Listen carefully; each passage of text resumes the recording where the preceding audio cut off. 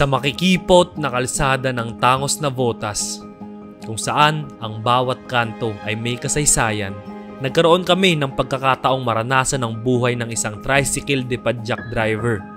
Pero hindi lang ito tungkol sa pagpapadyak, nakita at naramdaman din namin ang init ng araw, bigat ng pedal at ang mga kwento ng bawat sakay. Mga kwentong umiikot sa sakripisyo, tiyaga at pananalig upang makapaghatid ng serbisyo, kabuhayan at pag-asa para sa kanilang mga pamilya.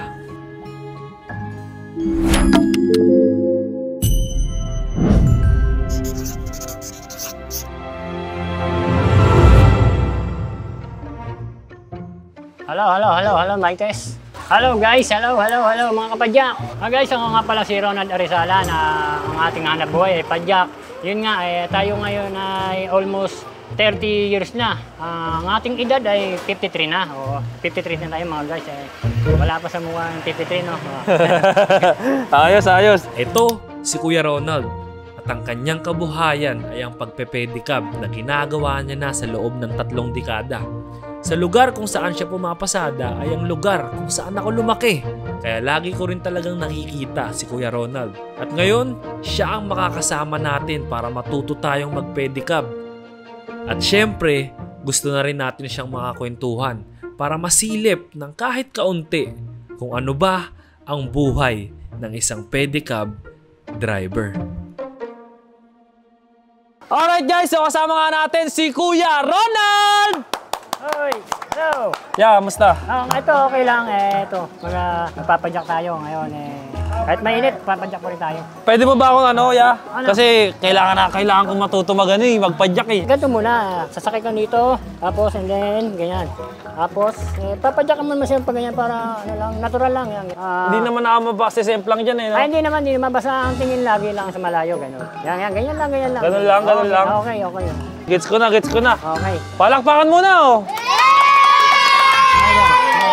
Ay, saan yung ano neto ya? Ito yung ano? Footbrake, oh. Yan. Footbrake. Ito. Mayroon dito ano, handbrake. Yan. Handbrake.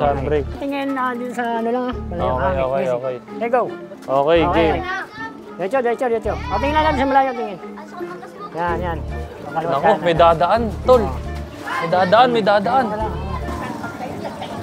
Pag ganito, maipit ka, no? Oh! Yun! Uy! Yan. Sige, okay lang yan. Natural lang yan. Pag ano, nalulubak, okay lang yan. Oops, sorry ah. Easy, okay lang. Yan, kakanan. Tingin ng kanan kasi kakanan. Titingin na tayo kanan. Kasi biglang sumusulpot, kaya kailangan nakatingin sa kanan. Hinto muna. Oo, yan. Tapos diretso. Okay na, idol. Kamusta? Ayos lang. Ano score mo sa unang ano ko dun? Out of 5, ano score mo? Out of 5, 100% na. 100% na? 100%. Pwede ka lang mamasada. Thank you, coach. Kaso, salamat. Di ka pagkakamalan mapapadyak eh. Di ba nakakatulong yun, yung medyo guwapo? Nakakatulong lalo. Nakakatulong yun. Dahil tapos na tayo mag-training, it's time na para magantay tayo ng ano? Ng pasahero. Oo. So, saan tayo? Doon tayo? May pinaka-terminal namin. Terminal? Pipila tayo doon. Okay.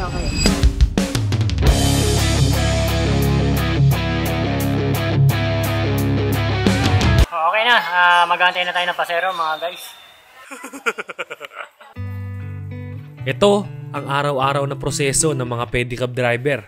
Kailangan nilang mag-antay sa pilahan at pag nasa unahan ka na, ikaw na ang pwedeng magsakay.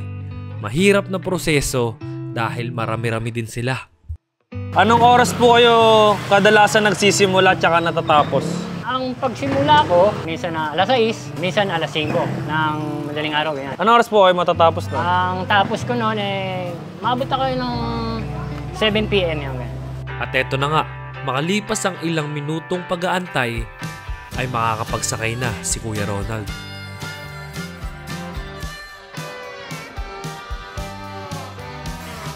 Dito ay sinundan ko lang siya para makita ko kung paano ba talaga ang pagmamaneho ng pedicab. So guys, galing tayo ng Tacos. Yun nga, bayaran tayo ni ate. 20 pesos. O, pwede na to. Okay na to, 20 pesos. Pipila ulit tayo. Siyempre, ganun lang buhay. Kung magkano lang inabot ng pamasahe, tanggapin natin. Laking tulong na rin yun, kahit paano. Yan nga, kahit medyo mainit ang ating panahon, tuloy pa rin natin kasi yun nga, kailangan nga natin ng pangangailangan sa bahay. Kahit mainit siya, hanap pa rin tayo ng pasero. Sala sa lamig, sala sa init. Sa pagpepedicab ay walang pinipiling panahon. Kailangan nilang magtrabaho sa kahit anong sitwasyon. Para kanino po kayo nagtatrabaho? Siyempre, ang ating paghahanap buhay, andun sa ating pamilya. Number 1, ang pamilya. Gawa nga nang nangungupahan tayo, siyempre, andun yung magbabayad ng bahay, andun yung magbabayad ng kuryente. Kaya, yun ang aking purpose. Pagkatapos nga magsakay ay pipila na ulit si tatay para magantay. Sud ka sa akin ha? Sud ka sa akin, halika rin. Kumakain ka, mukhang marami nakakita mo ha? Hindi pa. Dapat ka. Hanggang hanggang anong oras ka pa? Alas 7 ka pa rin, pare tayo. Huwag alas 7 rin ako. Anong oras ka lumabas? Alas 6 ang umaga, ganun. Tapos bukas, labas na umaga rin, ganun din. Umaga pa rin, ganun pa rin ang Nakasawa na nga. Ba't ba nagsawa ka naman? Nakasawa na, araw pa, Jack. Hanap buhay natin, ba't ako hindi ako nagsasawa kasi dito tayo nabubuhay. Sabihin, yung pamilya natin, dito umaasa sa Jack. Siyempre kailangan, huwag tayong magsawa. Sorry kung nasabi ko man yun. Kailangan natin talaga maghanap buhay ng mahal. Pagsakay na tayo, nasa una na tayo. Saan tayo, ma'am? Unduan tayo. Ay, pasayro na tayo, nakakuha na rin. Matagal ko nang nakikita si Kuya Ronald sa amin. Pero mas tumaas ang respeto ko sa kanya habang ginagawa namin to.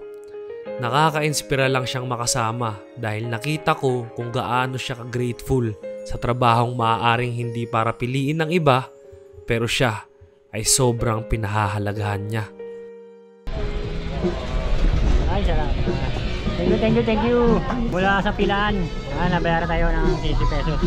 Siyempre, kung magkano na ibigay, siyempre, tanggapin natin. Balik na tayo sa pilan uli. Wala tayong na-pick up na pasahero.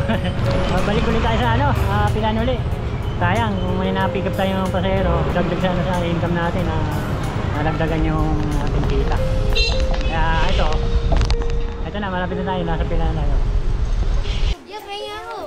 Ay, sige, nakapalo ba kayo? Nakapalo? Yes, follow! Yeah, nakapalo ako yan! Lingid pala sa inyong kaalaman ay nagva-vlog din si Kuya Ronald. Marami siyang mga video sa kanyang Facebook page, kaya napakalaking bagay if makakapag-follow kayo sa kanya. Isang follow ay malaking tulong sa kanyang pamilya. At lahat tayo ay kasama na sa Team Kapadyak. Okay guys, so kakatapos lang ni Kuya sa kanyang pasahero. Ngayon naman, susubukan naman natin na tayo na yung magdadrive. Actually, kinakabahan ako dito. Mas kinakabahan pa ako dito sa kung sumakay tayo ng bangka. Kasi dito, pagka nakabunggo tayo, medyo magastos to man. At ito na nga, at tayo na ang mag-aantay ng magsakay. Kabado talaga ako dito dahil nung unang trinay ko siya kanina ay mahirap din talagang kontrolin. Kaya sana walang mangyaring masama sa atin. May nag-message sa akin eh. Ito yun o. Hi, good PM. I'm the owner of Packer Lemon. Ayun na yun o. Kuha raw tayo ng free raw sa lahat ng team. Libre daw kami te, sabi. Shoutout mo yan, ikaw na mag-promote yan. Nga pala, Packer Lemon, shoutout. Dito, kung gusto nyo ng Packer Lemon, punta lang kayo dito sa... Habang hinihintay natin yung Packer Lemon, meron nung sasabihin sa'yo. Kasi pag yung mga gantong naghihintay ako, meron talaga akong di sinasabi sa inyo na ginagawa ako. Kanyari yan, hinihintay natin yung Packer Lemon. Gumagamit ako ng Pocket Broker. Di ba alam yun, tol? Di ba? Yun, so umuwi muna ako saglit dahil papakita ko lang sa inyo ng mas maayos itong ginagamit ko nga na Pocket Broker. At first, syempre, kung hindi ka pa naka-register, pupunta ka lang sa pocketbroker.com. Tapos, syempre, i-click mo yung registration. So, pagkatapos nyo maglagay ng email and password, lalagay nyo lang tong promo code natin na Adam100 para magkaroon kayo ng 100% bonus sa first deposit. So, makikita nyo, di ba, meron tayo ditong 793. Meron dyang buy, meron dyang sell. So, ngayon, ang gagawin natin ay buy low, sell high. So, antayin natin, bumaba siya. Ayan na, bumababa na siya guys. Sige, bibili na ako dito. Pak. Tataas yan, tol. Tataas yan, tol. Ayun na, tapos hanggang mahit niya yung mark, yung flag. Yan lang, tinaas pa. Oh my goodness. Mang! Kita nyo yun, guys? Successful trade! So, nag-profit tayo ng 50 pesos, 0.99. Ayan, dito sa trading, meron dyang quick trading, real account, demo account. Kung gusto mo ba, mag-aaral ka muna, dun ka lang sa demo account. Tapos kung gusto mo sa real, yun na yung talagang totohanan na. Tapos naman, doon naman tayo sa withdraw. Finance, tapos withdrawal. So pagdating nyo dito sa withdrawal, yan, makikita nyo kung saan nyo kayo pwede. Yan, Gcash. Yan, to syempre, fill up nyo lang, tapos yun na. Pwede na agad kayo mag-withdraw, ganun lang kadali. And kung gusto mo naman mag-top up, pipindutin mo lang tong wallet, tapos maglalagay ka ng 300 pesos, continue and pay, tapos na. Ngayon, let's get back to the tricycle. Eto na, nakakabahan na ako. Nakakabahan ako eh. Pagdasal mo muna kaya, kuya. Pagdasal mo muna. Guys, si Adam, magdadasal natin. Lord, gabayan po siya sa paglalakbay niya. Sana po, makakuha yung magandang pasahero. Yun nga, Lord. Thank you, Lord. Amen. Pinag-pray ako rin. Sabi, sana po magkaroon siya ng magandang pasahero. Hindi ko alam kung ano yun. Maganda ba na yung malayo? Ayun na. Oo, marami. Oo, maganda yung tsura. Sakay po kayo, sakay po. Ya, kinakabahan ako ya. Kaya mo yan!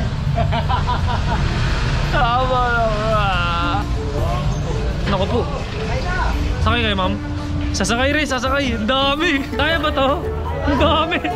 Buong pamilya. Hanip. Saan po ba kayo? ERC lang. Payag po ba kayo basta mabagal? Okay lang po sa inyo yun, ma'am. Mabagal. Okay na, Adam. ERC yun. Tayo makauwi.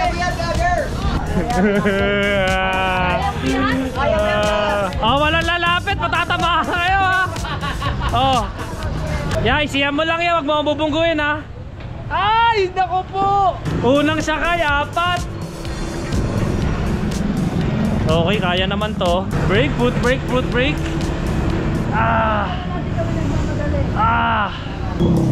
Hoy, boss. Hirap. Ang bigat. Hop.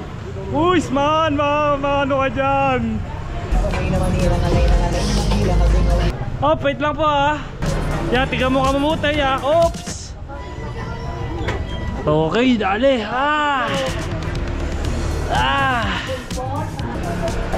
Lapit na ba tayo, ma'am?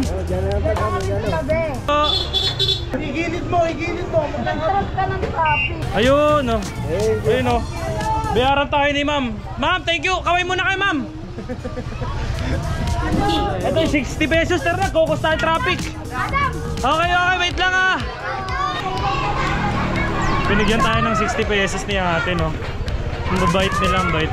Pwede niyo po bang makwento sa amin kung ano po yung kita niyo po dito? Kasi iba-iba naman ang kinikita natin. Kasi pag matumal, may napasada nun. Iba-iba yung ating kinikita. May katulad niya, halimbawa, yung lalabas ka nga ng alas 6 o hanggang alas 7 ng gabi, kumikita tayo ng mga almost 600, mga ganyan. Nasakay po ba kayo? Kasasakay re! Matapos nga na makapagbaba tayo ng pasahero ay solid dahil sa pagpapadyak natin pabalik sa terminal ay meron ulit gustong sumakay. So nakadalawa tayo sa isang biyahe lang. Sakay guys sila ate. Ayun ang gaganda na sumasakay. Parang sama po kayo sa vlog te, kaway muna kayo te. Wala akong lipstick, magsabi pa kayo kasay mo. Dito sa lugar kung saan ko unang hinatid yung unang mga pasahero ay masikip din talaga kaya nasubukan ang ating diskarte. At maya-maya nga ay nandito na ulit tayo sa terminal. Sinalubong na tayo ni kuya at pinakita ko na sa kanya kung magkano ang mga binayad sa atin. Isang pamilya agad Jay. Ako yung nagsakay ako ng 2 piraso. Oh. Nahirapan ako. Sa'yo, isang pamilya, lalo na. Isang pamilya. Sa 20, okay lang naman, kinakaya. Pero dito yung hirap pala, no? Pagka lalo na nalulubak, kailangan ka Oo. Kailangan gaganong ko eh. Matigas dapat eh. Ilan po ba ang anak niya, kuya? Ang ating anak, bali 7 yan. 2 lalaki, and then 5 babae. Kaya nga lang ngayon, sa ngayon, nabawasan tayo ng isa. Yung panganay ko nawala. Si Ano po yung istorya nun? Paano po nangyari? Yung anak kong yun medyo nagkabukol dito. Parang cyst na cyst. Opo. Mano nang parang cancer na. Hanggang yun nga, lumala. At yun nga, nabawian na rin ang buhay. Kailan po ito nangyari? 2024 yun nangyari. Last year lang ho. Last year lang. Last year 2024 ay pumanaw pala ang isang anak ni Kuya Ronald dahil sa cancer. Hindi man halata sa araw-araw niyang pagpadyak ay may bitbit pala siyang bigat na itinatago niya lang. Pero kahit ganun pa man ay hindi siya huminto. Patuloy pa rin siya sa pagpila at sa paghahanap ng kahit anong paraan para sa pamilya niyang itinataguyod. Malungkot talaga kung saan malungkot kasi mahal natin sa buhay yan Kaya pagtisan natin yung lungkot at mapawi natin yung kanyang mga alaala. Kaya padyak pa rin tayo padyak hanggang mawala yung ating lungkot sa aking anak. Maggagabi na nga at malapit na ring matapos si Kuya Ronald pero hanggat maaari ay sinasagad niya pa ito.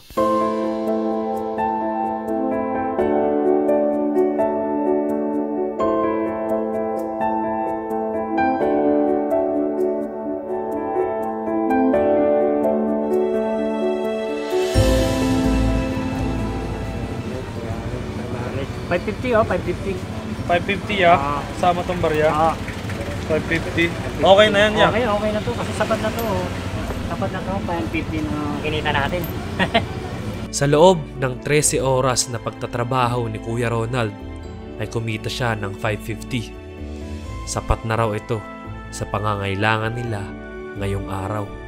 Okay, kalahati Kalahati yun in-order ni Kuya lagi. Ilan kayo dun niya? Bale, 6 kami, 6. 6 sa kalahati? Di ba kulang yun? Hindi, okay lang yun. Sakto na yun? Sakto. Yung kalahati, sa'yo lang yun. No. Dagdagan na lang natin. Kasi makikikain tayo Sa 550 nga na kinita ni tatay, ay mababawasan pa to dahil kailangan niyang bumili ng kanilang ulam na nagkakahalagang 115. Kaya nandito na nga tayo sa aming munting bahay. Patungo tayo sa loob ng bahay namin. Kaya sama kayo. Solid. Sensya na po kayo sa aming panggugulo. Sa pagsilip natin sa buhay ni Kuya Ronald ay nakita natin ang kanyang laban sa araw-araw. Ang pagod, ang init at ang bigat ng pedal. At kung paano niya sinasagad ang kanyang katawan para lang may maiuwing kita sa kanyang pamilya. Sa pagsama natin sa kanya ay nakita natin ang isang kwento ng isang taong sa kabila ng lahat ng hirap ay lumalaban pa din sa buhay nang hindi nawawala ang kanyang mga ngiti. At ang storya ni Kuya Ronald ay isa lang sa marami pang istorya ng mga nagseserbisyong pedicab driver. Kaya salamat at saludo po kaming lahat sa inyo. Okay, isa pa. 1, 2, Waki!